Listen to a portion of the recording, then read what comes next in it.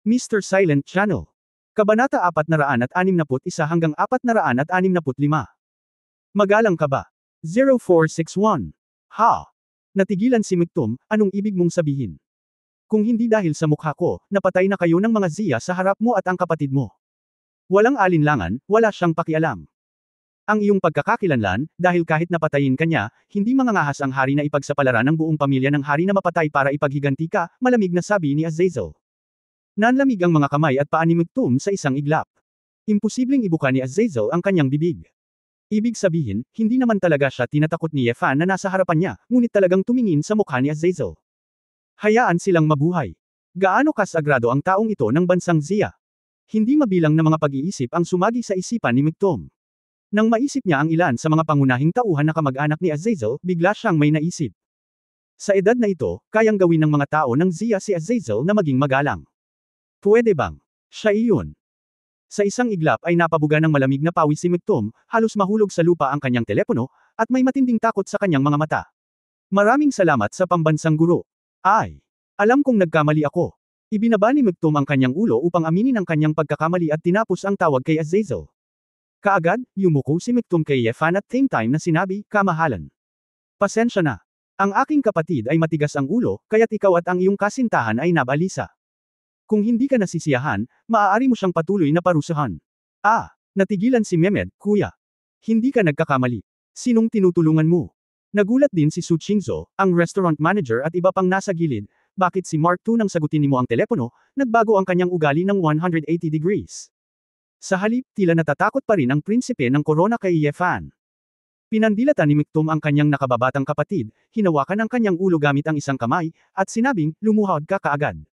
Kautaw at humingi ng tawad. O mag-ingat ka papatayin kita. Ito ay isang bagay ng kaligtasan para sa buong maharlikang pamilya ng Dibay, at ayaw ni Miktum na mapatay ng kanyang nakababatang kapatid. Sa mundong ito, may ilang puwersa na hindi kayang labanan ng pera at kapangyarihan.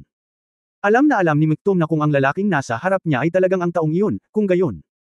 Ginawa ng buong emperor by royal family ang lahat para pigilan ang kanyang galit. Bagamat mayabang si Mehmed, alam din niyang hindi magbibiro ang kanyang kapatid. Dapat ay may ilang seryosong sitwasyon para maging mahigpit sa kanya.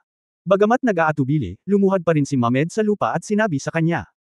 Inamin ni Yefan at Su Chingzo ang kanilang pagkakamali. Tinakpan ni Su Chingzo ang kanyang maliit na bibig, kumikislap ang kanyang mga mata ng tubig, parang panaginip, may isang prinsipe Dibay talaga na lumuhad at humingi ng tawad sa kanya. Tumingin ang babae sa likod ni Yefan, at nalaman na si Yefan ay mukhang kalmado, ngunit wala man lang naramdaman. Ang lalaking ito, na ikinagulat ni Su Chingzo, ay umabot na sa isang walang kapantay na antas. Sino siya? Sa orihinal, ang sinabi ni Yefan sa eroplano ay marami siyang alam na malalaking pangalan sa mundo ng negosyo. Naramdaman pa rin ni Su Chingzo na nagyayabang ang mga lalaki, ngunit ngayon, naramdaman ni Su Chingzo na maniniwala siya sa sinabi ni Yefan. Si Xing Enji ay patuloy na nagkukusot ng kanyang mga mata, akala niya ay nananaginip siya, ang katulong na ito na si Ye ay sobra. Lumingon si Yefan at ngumiti kay Su Chingzo, "Tara na, naayos na ang usapin, ngunit sa kasamaang palad ay hindi pa tayo tapos sa pagkain." Si Su Chingzo ay walang pakialam sa pagkain o hindi, ang kanyang puso ay parang roller coaster, at gusto lang niyang makaalis sa lugar na ito na nagparamdam sa kanya na parang panaginip. Mabilis na pinaalis ni Crown Prince Miktum ang mga tao, at magalang siyang nakita sa pintuan ng restaurant. Sa sandaling ito, isang itim na Cadillac Escalade ang nagkataong nagmamaneho sa pintuan. Mabilis na bumaba ng sasakyan ng isang lalaking naka-white chef's uniform. Nang makita ng matandang chef si Yefan, napaluha siya sa isang iglap, at tumakbo, lumuhod at sumisigaw. Nag-react si Yefan, sa takot na ang taong ito ay sumigaw ng isang bagay na hindi dapat isigaw. Mabilis siyang humakbang pasulong, hinawakan ang kamay ng matandang chef, at tumawa, "Matthew. Long time no see." Bumulong din siya sa tenga ni Matthew at sinabing, "Huwag mong ibunyag ang pagkatao ko." Matapos mapagtanto na may ibang mga tao na naruroon, si Matthew ay ngumiti ng may pag-unawa, "Oo. Oo, Ginoo, miss na kita. Halika, Bernard, ito ang natatanging." "Ginoo." Medyo nasasabik din ang anak na si Bernard at bumati ng may paggalang, "Kumusta sir, ikinararangal namin ng aking ama na pumunta ka sa aming restaurant." Dumating ang manager ng restaurant at isang grupo ng mga waiter. Pinaniwalaan nila ito ng buo. Si Yefan at ang dalawang chef ay magkakilala, at ang kanilang katayuan ay napakahalaga. Lalong kumbinsido si Crown Prince Miktum sa kanyang mga hula, at galit na tumingin kay Mehmed. Kung hindi dahil sa lalaking ito, baka napalapit siya kay Yefan. Ang mapalapit sa isang maalamat na figure ay talagang isang napakakapakipakinabang na bagay para sa maharlikang pamilya ni Emperor Bai. Labis na nagulat si Matthew at nagtanong, Sir, tapos na po ba kayo sa pagkain? Nagmamadali kaming bumalik, ngunit hindi pa rin kayo may hain sa oras. Nagkibit-balikat si Yefan at sinabing, kumain ka na ba ng ilang kagat? Sa partikular, tanungin mo ang iyong manager. Kumunot ang noo ni Matthew, tinawag ang puting manager, at tinanong kung ano ang nangyayari. Alam kung ano ang nangyari, tumanggo si Matthew at sinabi kay Prinsipe Mohamed, kamahalan, naisip ko na kung hahayaan ko silang maglingkod, mauunawaan mo ang aking malalim na kahulugan, ngunit hindi ko inaasahan na ikaw ay magudyok. Ang ginoong ito, dapat kang magmuni-muni ng malalim. Napayuko si Mohamed sa hiya, nagnanais na makakita ng bitek sa lupa para makapasok. Magalang na sinabi ni Bernard, Sir, payagan po ninyo ako at ang aking ama na muling magtalaga ng hapagkainan para sa inyo. Inaasam-asam kong pagsilbihan kayo tulad ng aking ama. Natigilan ang manager ng restaurant at ang mga waiter. Noon pa man ay nakikiusap ang dalawa nilang amo na magluto. Ito ang unang pagkakataon na nakakita sila ng dalawang world-class na chef at humiling na magluto para sa iba. Ayaw talagang bilhin ni Yefan, napakamot siya ng ulo at sinabing, masyadong gulo, magulo ang restaurant na ito, at kailangan mo ng maraming trabaho para magluto. Sa tingin ko mas mabuting pumunta ako sa malapit na McDonald's para bumili ng hamburger at ang kailangan mo lang gawin ay kumain ng French fries. Halos magduraan ng dugo ang mga tao sa malapit, na sobrang sakit, gustong ipagluto ka ng chef na may 3 Michelin star, pero gusto mo talagang kumain sa McDonald's. Gaano kalawak ang puso mo kayang sabihin ang ganoong bagay? Nagmamadaling iginiit ni Matthew, Sir, malapit lang naman ang bahay ko, bakit hindi ka pumunta sa bahay namin, gagawa kami ng hapagkainan sa lalong madaling panahon. Matapos makinig sa pagsasalin, hindi na nakayanan ni Su Qingzhou. Ngayon, humakbang siya at hinayla ang braso nila Yefan, bakit ka ba nagkakaganito? Isa kang world-class chef. Kung gusto mong ipagluto ka ng pagkain, sa tingin mo ay sobra. Magalang ba? Chapter 0462 may mga strawberry sa loob nito. 0462. Sa katunayan, napaka-curious din ni Su Qingzhou, ano ang pagkakakilanlan ni Yefan, na nagpapakaba sa maharlikang pamilya ni Dibay at sa dalawang chef na ito, kaya, kung pupunta ka sa bahay ni Matthew para sa hapunan, marahil ay maaari mong malaman ang higit pa tungkol dito. Ngumiti si Yefan, okay, pagkatapos ay makikinig ako sa iyo, pumunta tayo sa bahay ni Matthew at maupo. Sa sandaling sinabi niyang umalis, kinuha ni Yefan si Su Qingzhou at umupo sa Cadillac. Tungkol naman kay Xing Enji, nahihiya siyang sundan siya, sinabi niyang siya ang unang nagmaneho pabalik.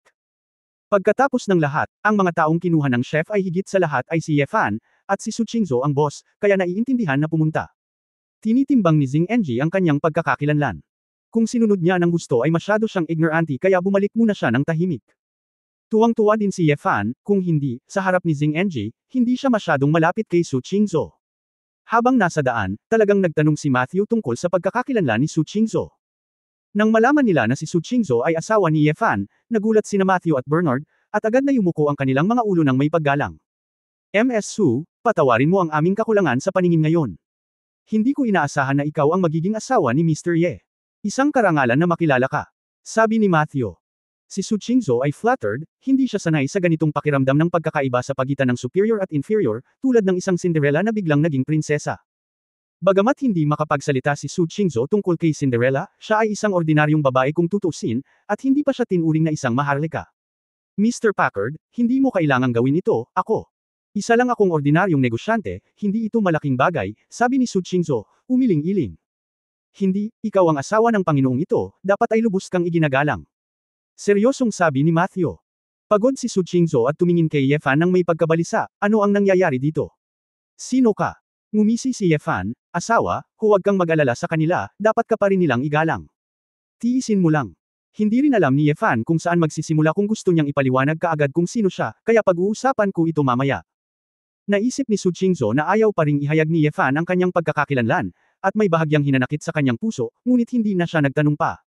Pagdating ko sa bahay ni Matthew, isa itong apartment building na puno ng Baroque style.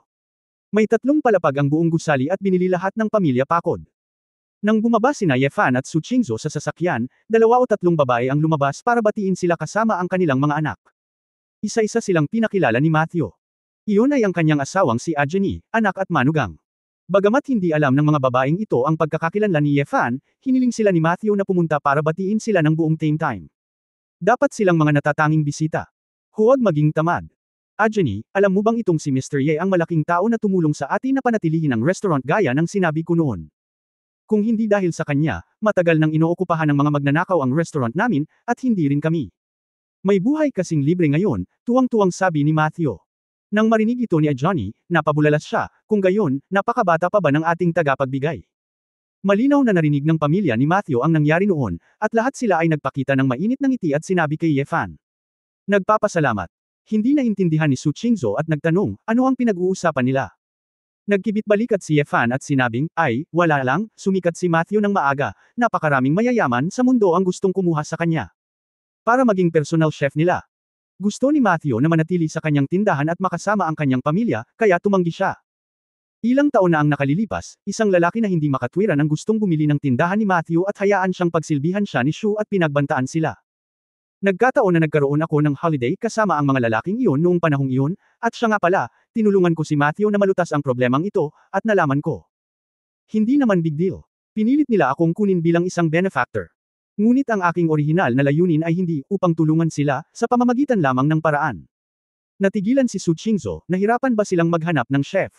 Hoy Mrs., hindi mo maintindihan. Kapag ang isang tao ay may kayamanan at kapangyarihan, ang pagkain at kagandahan ang magiging layunin nila. Kung hindi, kung gusto nila ng pera at kapangyarihan, ano ang silbi ng pagtingin sa kanila? Sabi ni Ye Fan. Kumurap si Su Qingzhou. Bagamat napakagaan ng sinabi ni Ye Fan, naramdaman niya na hindi ganoon kadali ang mga bagay noon, kung hindi, ang pamilya Matthew ay hindi magpapasalamat sa ngayon. Pagpasok sa sala, agad na pumunta sina Matthew at Bernard at ang kanilang anak sa kusina sa bahay para magluto. Sa bagay, world-class chef sila. Si Ye Fan at Su Qingzhou ay nakaupo sa hapagkainan. Isang grupo ng mga babae, bata at bata na naruroon ng hindi ng ahas na maupo. Magalang silang tumabi sa kanila, may dalang tubig at prutas.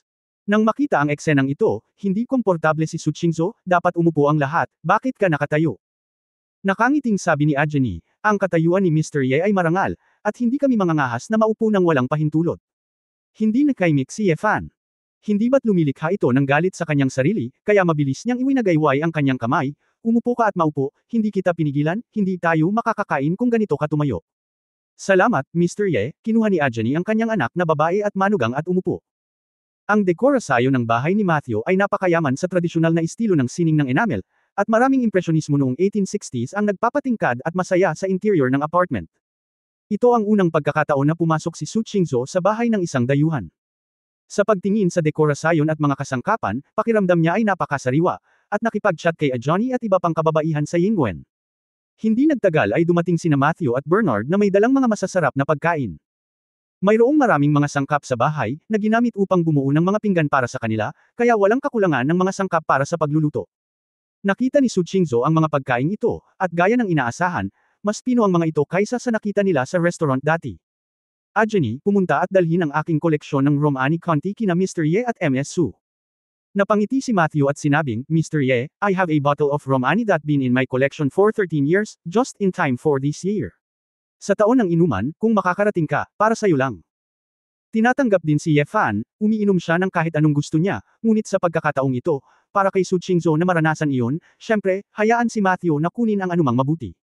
Ang taunang output ng Romanée Conti ay karaniwang 5 o 6,000 bote lamang. Isa itong sikat na alak na dinadaluyan ng mayayaman at makapangyarihan sa buong mundo. Bagamat napakayaman ni Su Qingzhou, hindi niya masyadong hinahangad ang bagay na ito, at hindi pa niya ito nainom.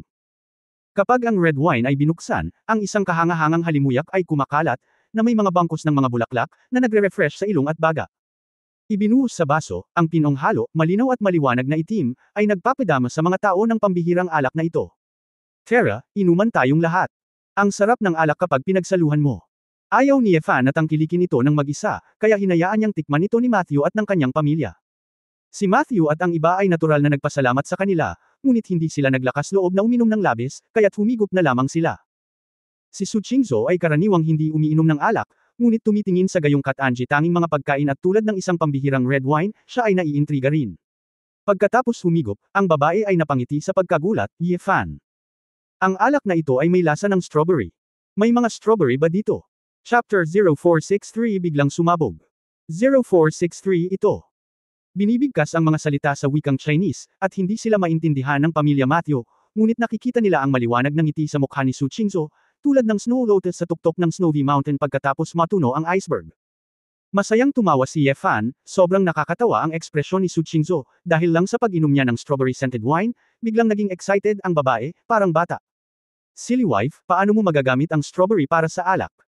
Kaya lang sa proseso ng paggawa nito, iba't ibang natural na pampalasa ang hinahalo, minsan rose, shrub, vanilla at iba pang iba't ibang lasa, at iba't ibang taon. Mayroon itong lasa at aroma na katulad ng mga strawberry, na normal din. Ako, hindi pa ako umiinom nito dati, katangahan iyon. Ngumisi si Su Qingzhou. Kung hindi mo pa ito natikman noon, dapat ay marunong kang gumawa ng alak, sabi ni Ye Fan. Ngumuso si Su Qingzhou, gudong-gudong, at humigop ng 2 pang higop, ang sarap talaga. Asawa, dahan-dahan lang, bakit nakalimutan mong tikman ang alak? Nagmamadaling sinabi ni Ye Fan, sinasabi ko noon na hindi ako kumain ng maayos. Napagtanto din ni Su Qingzhou na siya ay masyadong bukas, at siya ay masyadong masaya ngayon, ang kanyang mukha ay namumula dahil sa kahihiyan, ngunit gusto pa rin niya ang alak na ito, kaya uminom pa siya ng ilang lagok. Maingat na tinanong ni Matthew kung bakit tuwang-tuwa si Su Qingzhou, ano ang naisip niya nang malaman niyang gusto ni Su Qingzhou ang mga strawberry, at sinabing, Ms. Su, ang anak ko ay nakagawa lang ng bagong uri ng strawberry souffle ilang araw na ang nakalipas. Sa tingin ko, dapat mo itong magustuhan. Matapos itong marinig ni Su Qingzhou, nagsimulang magningning ang kanyang mga mata, yung strawberry-flavored souffle ba? Mukhang masarap. Nagmamadaling bumangon si Bernard at nakangiting sinabi, gagawin ko ito para sa iyo. Umaasa si Su Qingzhou, salamat. Ang saya ko. Tumango si Bernard at nagmamadaling pumunta sa kusina. Tiningnan ni Ye Fan ang masayang babae na may damdamin, at nalaman na ang pagdadala kay Su Qingzhou sa bahay ni Matthew ay talagang tamang gawin. Siguro noong siya ay nasa China, ang pressure ng araw-araw na trabaho at ang mga inaasahan ng mga tao sa kanyang paligid ay naging dahilan upang si Su Qingzhou ay hindi maglakas loob na magpahinga ng husto o ipakita ang kanyang tunay na sarili. Pagdating niya sa ibang bansa, napapaligiran siya ng mga estranghero, at wala itong kinalaman sa kanyang trabaho. Walang mag-aalaga na siya ang presidente ng Splendid Group, at walang sino man ang magtuturing sa kanya bilang isang malakas na babae sa mundo ng negosyo. Sa ganitong paraan, hindi napigilan ni Su Qingzhou at pinakawalan ang sarili niyang puso.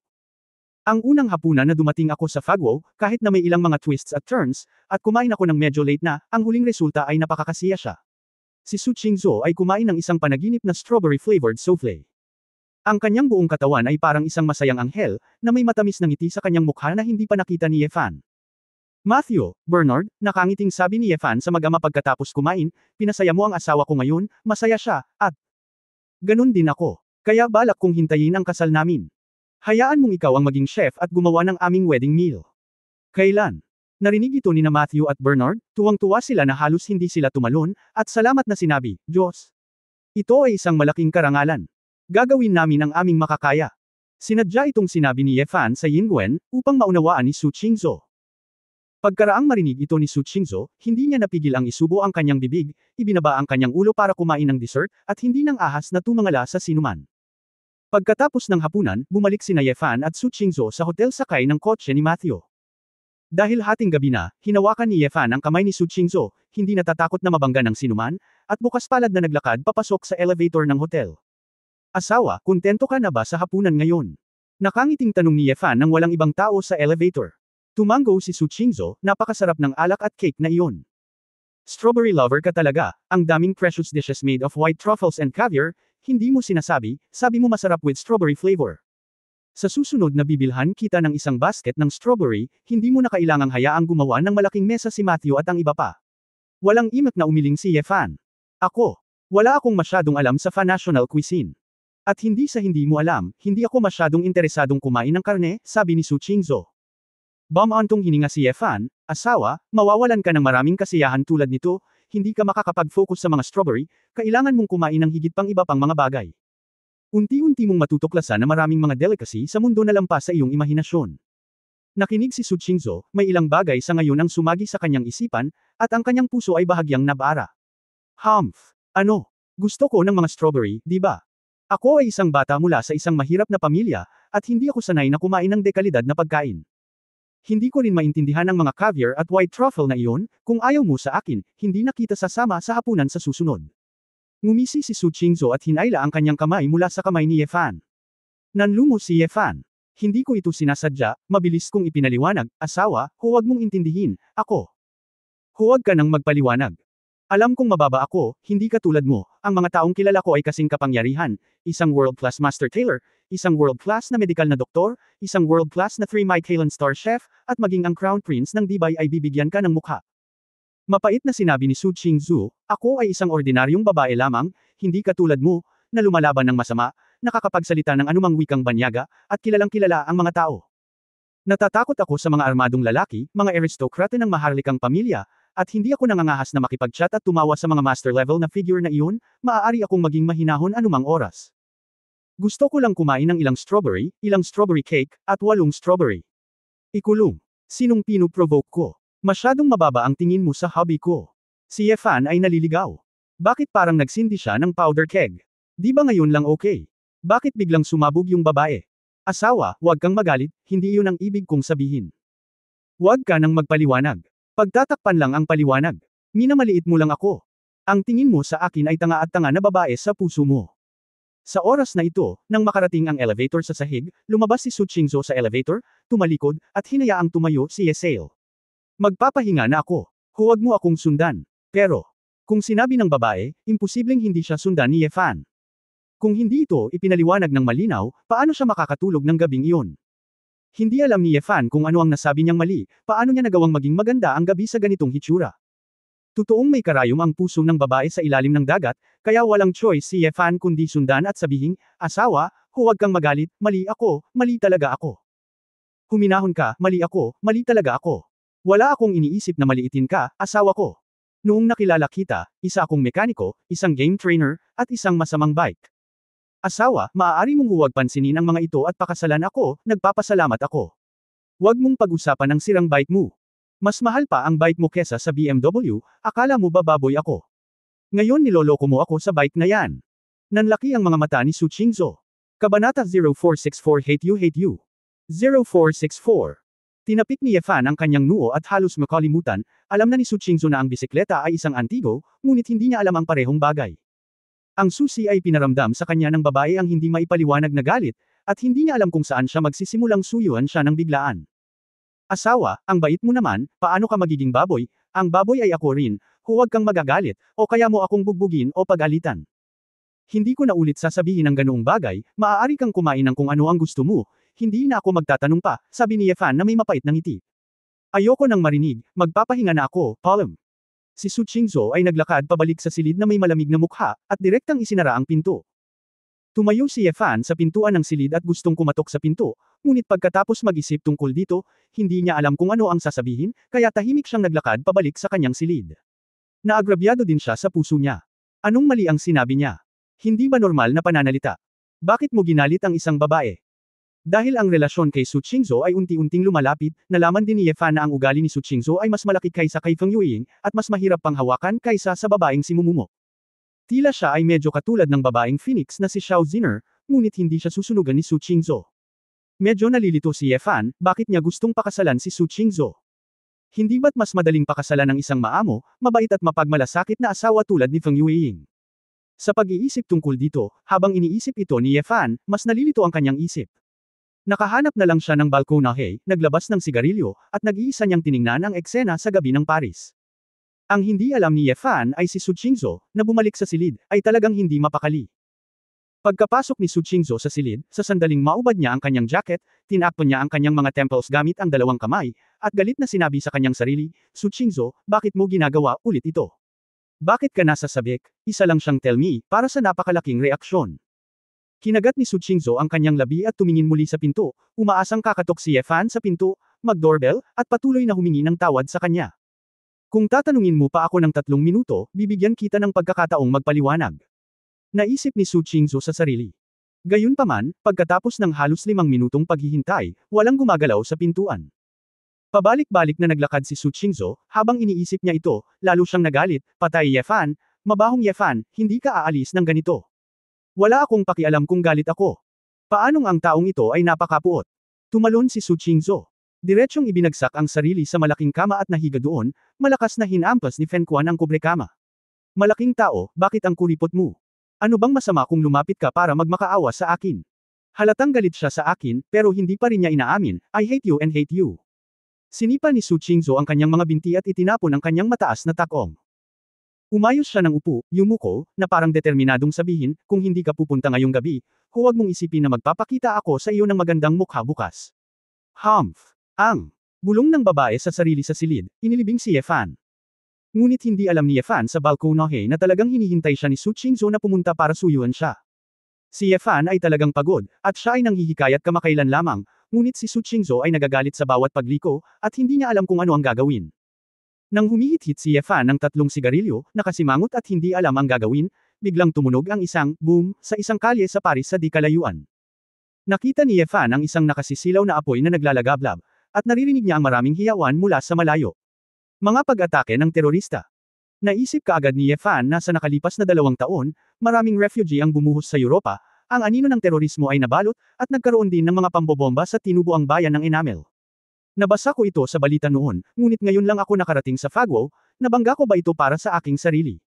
Huminga ng masakit si Ye Fan at nakaramdam ng kaunting pagkabalisa. Pagkatapos ng lahat, si Su Qingzhou ay lilipat sa Paris sa mga susunod na araw, at isa rin itong okasyong panlipunan na madaling matarget, kaya plano kong tingnan ang aking sarili. Ano ang sitwasyon? Ngunit bago umalis, gusto pa rin ni Ye Fan na huwag kabahan si Su Qingzhou, kaya tumakbo siya sa kwarto ni Su Qingzhou at kumatok sa pinto. Katatapos lang maligo ni Su Qingzhou at lumabas ng banyo. Walang narinig na paggalaw ang babae sa labas. Nang makarinig siya ng katok sa pinto, naisip niyang nandito si Ye Fan para humingi ng tawad sa kanya. WHO. Asawa. Ako. Sigaw ni Ye Fan. Nang marinig ni Su Qingzhou na si Ye Fan iyon, sa wakas ay nagpakita siya ng kasiyahan sa kanyang mukha. Nakasuot siya ng bath towel, nakatali ng mataas ang malaulap niyang buhok, at mahigpit na nakapulupot ang katambak sa kanyang dibdib. Pagkatapos mag-alinlangan, magpapalit man o hindi ng damit, para hindi makitang masyadong sexy ng mga lalaki, ngunit sa huli, binalak pa rin ni Su Qingzhou na bigyan ng mas mura si Ye Fan at bigyan ng kaunting benepisyo ang lalaki. Para sa kapakanan ng kanyang taos-pusong paghingi ng tawad, bigyan natin siya ng kaunting tamis sa pagkakataong ito, naisip ni Su Qingzhou sa kanyang sarili. Naglalakad papunta sa pintuan ng silid at binuksan ang pinto, sinabi ni Su Qingzhou na may malamig na ekspresyon, bakit nandito ka pa? Sinabi kaagad ni Ye Fan, asawa, manatili ka rito, huwag kang pumunta saan man, lalabas ako at titingnan at babalik, 1-1. Tawagan mo ako kung may mangyari. Ikaw, saan ka pupunta? Nagtataka si Su Qingzhou, hindi dumating ang lalaking ito para humingi ng tawad, at gusto niyang lumabas para maglaro sa gabi. Titingnan ko kung ano ang nangyari sa pagsabog, kaya handa ako sa pag-iisip, sabi ni Ye Fan. Pagsabog, pagsabog. Lalong naguluhan si Su Qingzhou, anong pagsabog? Ngayon lang ang pasabog, huwag kang mag-alala misis, magiging maayos din ang lahat. Pagkatapos magsalita ni Ye Fan, tumalikod siya at umalis. Saglit na tumayo si Su Qingzhou sa silid, saglit, isinara niya ang pinto dahil sa inis, at subconsciously gustong sipain ang kanyang mga paa, ngunit ang kanyang mga daliri sa paa ay tumama lang sa dingding. Oops! Si Su Qingzhou ay nasa sakit, malapit nang lumabas ang mga luha, patay Ye Fan ay mabaho Ye Fan, huwag kang bumalik kapag umalis ka. Hindi alam ni Ye Fan na nagalit na naman siya sa kanyang asawa, kapag nasanay ka na sa isang lugar, kailangan mong intindihin ang sitwasyon ng lugar at paghandaan ito. Pagkatapos ng lahat, ito ay Grand Paris. Kahit gabi na, may mga sasakyan at tao pa rin kung saan-saan. Lalo na nang mangyari ang pagsabog, maraming sasakyan ng pulis ang sumugod doon, at naging mas masigla ang kalsada. Maraming mga ngalakal, sibilyan, at turista ang nagsimulang tumakas sa lugar, dahil sa takot na makaharap ang ilang terorista. Upang maiwasan ang gulo, direktang pinili ni Ye Fan na tumalon at tumakbo mula sa tuktok ng ilang bahay at sa taas ng bakod. Ang bilis niya kaya hindi nakikita ng karamihan na may tumatakbo, akala niya lang nakakasilaw. Nang tatakbo na sana si Ye Fan sa lugar ng pagsabog, sa gilid ng kanyang mata, nakita niya ang isang eksena na kailangan niyang bigyang pansin. Dalawang itim na BMW 7 Series sedan ang humahabol sa isang puting Bentley sa kalsada. Ang tatlong sasakyan ay mabilis na tumatakbo sa kalsada, at ang mga pedestrian at mga sasakyan sa magkabilang gilid ng kalsada ay natakot na umiwas sa kanila. Kabanata 0465. 0465. Ang susi ay nasa itim na BMW, mayroong isang lalaking nakaitim na may hawak na pistol, patuloy na nakasandal at binabaril ang mga gulong ng Bentley. Sa Bentley, may isang malaking tao na may submachine gun na patuloy na pinaputukan ng BMW. Ang karanasan ni Ye Fan ay nagsabi sa kanya na ang dalawang BMW ay dapat na mga bodyguard, at ang mga tao sa puting Bentley na kanilang pinuprotektahan ay dapat na na-hijack. Ang Bentley ay binago upang maging bulletproof, at ang mga baril ng mga bodyguard ay hindi maaaring magdulot ng malaking pinsala. Ang punto ay, ang pagganap ng Bentley ay mahusay, ang BMW ay hindi makahabol, at ang malakas na pagmamarka ng malakas na tao ay makabuluhang mas mahusay, at ang isa sa mga BMW ay nabugbog upang manigarilyo. Ipinikit ni Ye Fan ang kanyang mga mata. Tila ang pagsabog ngayong gabi ay hindi lamang isang pag-atake ng terorista. Ang tatlong sasakyan ay nagmaneho mula sa pagsabog. Ibig sabihin, ang dahilan ng pagsabog ay ang pag-hijack na ito. Habang si Ye Fan ay nag-aalangan kung tutulong, ang malaking tao sa Bentley ay may tato sa isang braso na nakalukot ang manggas na nakakuha ng atensyon ni Ye Fan. Ang Shearer Society. Nakilala ni Ye Fan na ang sagisag ng mabangis na diablo na iyon ay ang simbolo ng Shearer Society. Bago dumating sa oras na ito, hiniling ni Exilin Yuan kay Ye Fan na tumulong sa pag-imbestiga sa taksil ng Dragon Soul, upang mas mahusay na matuntan ang Sheer Society. Ngayong malapit na ang mga tao ng Azure Society para manghuli ng mga tao, syempre kailangan siyang sundan ni Ye Fan para makita kung ano ang mangyayari. Gayunpaman, ayaw ni Ye Fan na takutin ang mga ahas. Kung ang mga tao ng Sheer Society ay papatayin, ang mga pahiwatig ay mapuputol. Mas mabuting ay hijack nila ang success. Thug. Gatlang M. Sa wakas ay hindi na nakayanan ng isang BMW nang tumalsik ang apoy ng machine gun, lumiko ito sa isang tabi, dumulas palabas, at natamba pa ang isa pang BMW. Ilang bodyguard ang nasugatan at hindi na nakahabol. Makakalabas lang sila ng sasakyan at kumabog ng dibdib. Bagamat may mga marka ng bala sa lahat ng dako sa Bentley, hindi ito isang malaking problema, at patuloy itong bumibilis sa dalawang kalye. Sa sandaling ito, maraming sasakyan ng pulis ang sumugod din, tila nilayo na pigilin ang mga gangster na ito.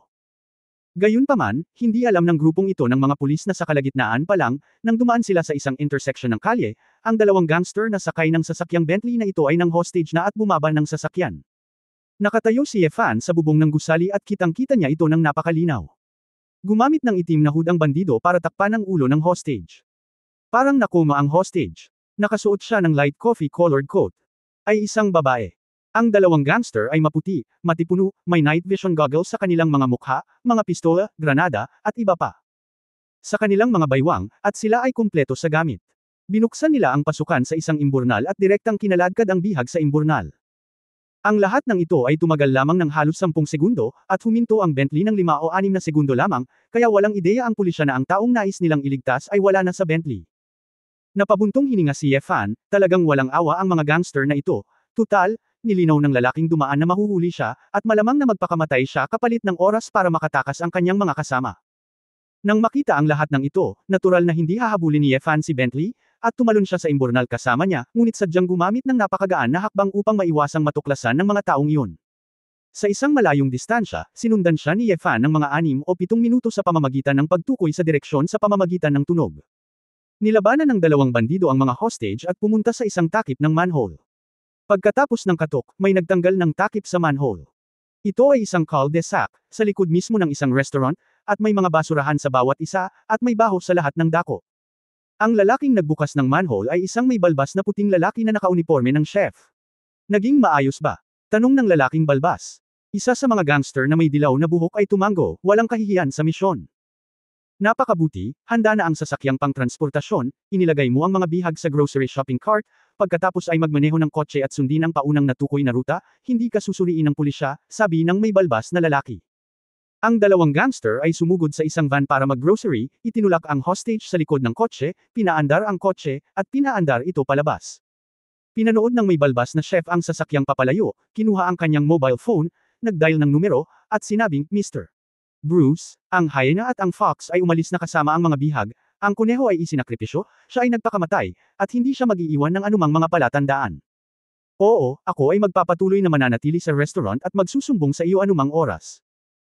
Pagkababa ng telepono, iniligpit ng balbas na lalaki ang kanyang mobile phone, at tatalikod na sana para ilagay ang takip ng manhole, ngunit biglang may nakitang nakangiti ngunit hindi nakangiti. Nakatingin sa kanya. Ang taong ito ay natural na Ye Fan na nagmula sa mga imburnal. Ikaw, sino ka? Takang tanong ng balbas na lalaki. Nagtanong si Ye Fan sa matatas na wikang Pranses, Bruce, sino ang mula sa Sheer Society? Ang balbas na mukha ay nagbago ng ilang beses sa isang iglap, nag-flash ng isang mamamatay tao na layunin, at mabilis na tinakpan ito, na nagpakita ng napaka-inosente na tingin, ngumiti at sinabing, Sir, hindi ko maintindihan ang ibig mong sabihin, sarado ang aming restaurant. Napabuntong hininga si Ye Fan, DW342 Freein ang plaka ng shopping car. Kung tatawag ako ng pulis ngayon, dapat ay masaya silang suriin ang kotse, ano sa palagay mo? Nang marinig iyon, na may kaba na ekspresyon, napaluhod siya sa lupa at nagmakaawa, Sir, please. Ay, napilitan ako. Hindi ko talaga alam.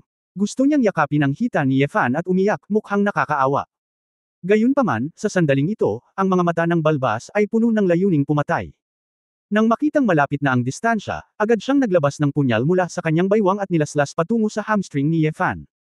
Hindi makita ni Ye Fan ang kanyang mga panlilinlang, sinipa lang niya ng maaga ang balbas na ulo. Ang leeg ni Beard ay direktang pumihit, at siya ay namatay sa isang iglap. Hindi inaasahan ni Yefan na magtatanong ng napakaraming bagay, at hindi niya susuriin kung sino si Bruce, dahil 99% nito ay isang pseudonym o isang codename. Ang higit na ikinababahala ni Yefan ay ang Shearer Society ay talagang mayroong ganoong intelligence base sa Paris. Nangangahulugan ba ito na ang organisasyong ito ay talagang isang pandaigdigang organisasyon, hindi lamang ang Zia Kingdom ang pinupuntirya? Sa huli, anong uri ng karakter itong Shearer King? Hindi ito isang bagay na kayang gawin ng ordinaryong kayamanan at kapangyarihan. Hindi nagtagal si Yefan, at mabilis na tumakbo palabas. Tumalon siya sa mataas na gusali, at pagkatapos makita ang grocery shopping car, patuloy niya itong hinabol. Matapos ang buong oras na pagmamaneho, dumating ang sasakyan sa isang simbahan na malayo sa sentro ng Paris.